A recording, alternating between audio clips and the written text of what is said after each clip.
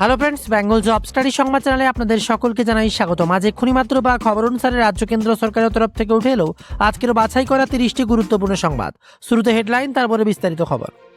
কল্যাণ বন্দ্যোপাধ্যায় খোঁচা অভিষেক বন্দ্যোপাধ্যায়কে, শুধুমাত্র একজনের জন্যই পুরো দলটা শেষ হয়ে যাচ্ছে।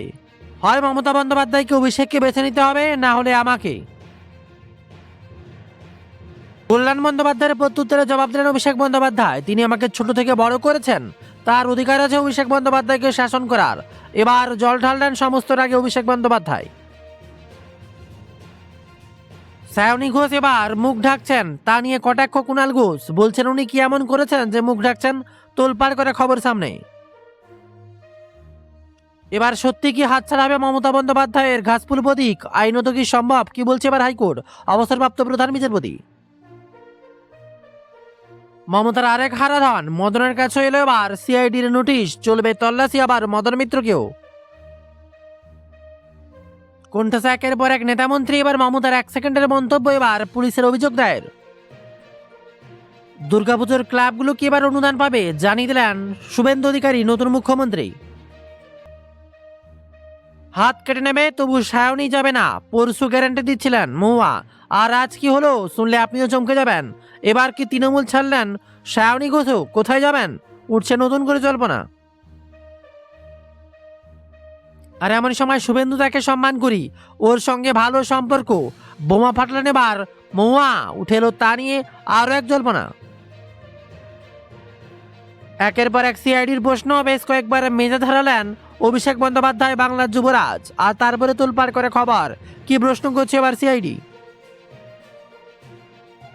আসছে আরও কিছু গুরুত্বপূর্ণ খবর। সমস্ত খবরগুলো প্রথম থেকে শেষ পর্যন্ত ধৈর্য সহকারে শুনবেন। তবে তার আগে অনুরোধ, যারা এখনও সাবস্ক্রাইব করেননি বেঙ্গল জব স্টাডি সংবাদ চ্যানেলকে সাবস্ক্রাইব করুন। আর প্রতিনিয়ত গুরুত্বপূর্ণ চাকরি, শিক্ষা, শিল্পের আপডেট পেতে অবশ্যই আমাদের ওয়েবসাইট bengalJobStudy.in গুগলে সার্চ করে ভিজিট করে নিন। এবার আসছি বিস্তারিত খবরে। এইমাত্র বিরাট বড় খবর সামনে উঠে এলো। তৃণমূলের রদবদল আর গুরুত্বপূর্ণ পদ থেকে সরানো হলো সাংসদ মালা রায়কে। বিদ্রোহী হওয়ায় কি এমন পদক্ষেপ, উঠছে নতুন করে প্রশ্ন।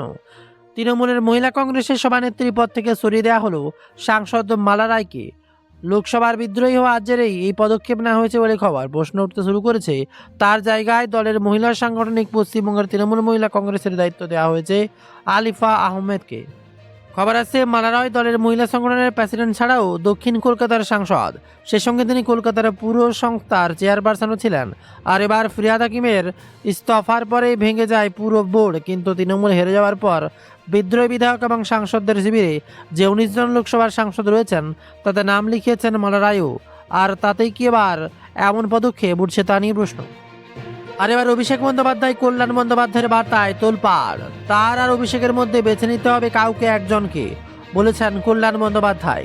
আর তা নিয়ে মুখ খুললেন অভিষেক বন্দ্যোপাধ্যায়। বিরাট বড় খবর সামনে।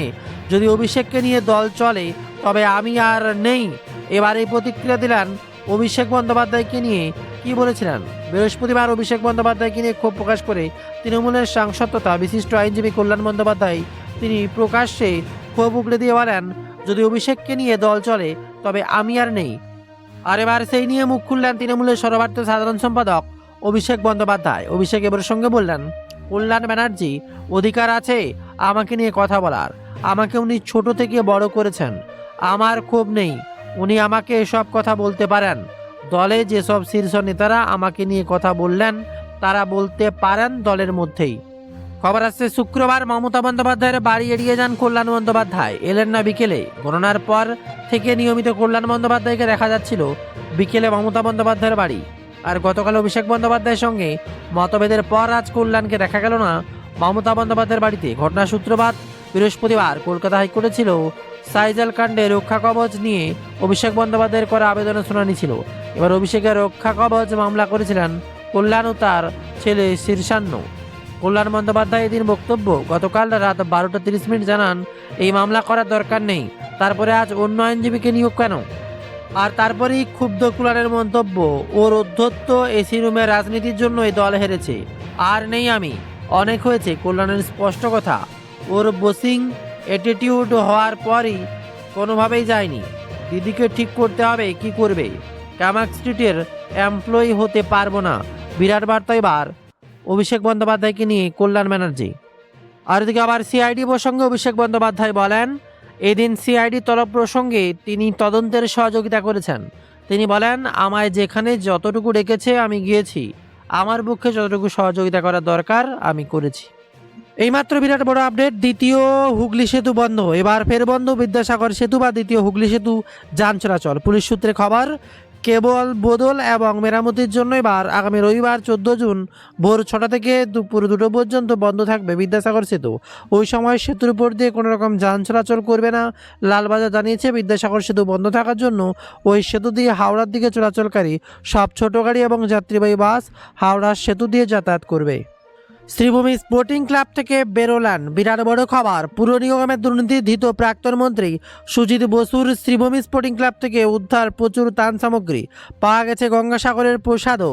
মানুষকে ত্রাণ না দিয়ে সেখানে প্রসাদ জমা করে রাখা হয়েছে বলে অভিযোগ বিজেপির দাবি। প্রাক্তন মন্ত্রীর ক্লাব থেকে পিতলের হাঁড়ি, ফুটবল সহ নানান জিনিসপত্র পাওয়া গেছে। বিধায়ক তহবিল এবং পুর নিগম থেকে অনুমোদিত টাকা দিয়ে ওই জিনিসপত্র কেনা হয়েছিল বলেও দাবি। আর এবার বিরাট বড় খবর, যে খবরে গোটা বাংলা বাজিমাত। ঘোষণা শুভেন্দুর, ফের রাজ্যে বিনিয়োগ করবে টাটা। রতন টাটা আজ নেই, তিনি বিদায় নিয়েছেন। তবে সেই টাটা গ্রুপকে আবারও আনতে চায় শুভেন্দু। রাজ্যে বিনিয়োগ করবে টাটা, বাংলায় টাটাকে নিয়ে আসবো। শুক্রবার নিউ টাউনের বিশ্ব বাংলা কনভেনশন সেন্টারে ঘোষণা শুভেন্দু অধিকারীর। মুখ্যমন্ত্রী জানিয়েছেন, সিঙ্গুরে যেখানে টাটা কারখানা করতে চেয়েছিল সেখানে মাটির প্রকৃতি পরিবর্তন হয়েছে, মিশে রয়েছে রড সিমেন্ট। ইতিমধ্যে আমার কাছে বহু প্রকল্প এসে গিয়েছে। আমি প্রস্তাবগুলো খতিয়ে দেখার জন্য শিল্প সচিবের নেতৃত্বে টিম বানিয়ে দিয়েছি। তবে অপরদিকে অভিষেক বন্দ্যোপাধ্যায় 5.5 ঘন্টার জিজ্ঞাসাবাদ প্রবেশ করেছিলেন সন্ধ্যা 5টা 50 নাগাদ, প্রস্থান 11টা 30। সেই কাণ্ডে এবার 5.5 ঘন্টার জিজ্ঞাসাবাদের সামলে ভবানী ভবন থেকে বেরিয়ে অভিষেক বন্দ্যোপাধ্যায় সোজা গেলেন মমতা বন্দ্যোপাধ্যায়ের বাড়িতে। ভবানী ভবনে ঢোকা এবং বেরোনোর সময় সংবাদ মাধ্যমের সঙ্গে কথা বললেন অভিষেক। 14 জুন রবিবার তাকে ফের হাজিরা হতে বলা হয়েছে তদন্তকারী তরফ থেকে।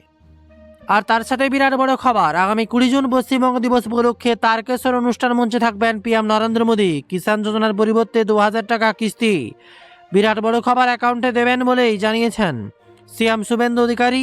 একই সঙ্গে ওই মঞ্চ থেকে নম রাজ্যের একাধিক সরকারি প্রকল্পের উদ্বোধন ও শিলান্যাস করবেন বলে জানা গিয়েছে। 20 জুন রাজ্য জুড়ে সরকারিভাবে পশ্চিমবঙ্গ দিবস পালনের চূড়ান্ত সিদ্ধান্ত নেওয়া হয়েছে পশ্চিমবঙ্গ। আগামী 20 জুন পশ্চিমবঙ্গ দিবস। আর এবার আসছেন প্রধানমন্ত্রী।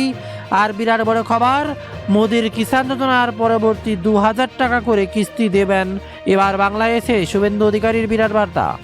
আচ্ছা, সিভিকদের নিয়ে আবারও বিরাট বড় খবর।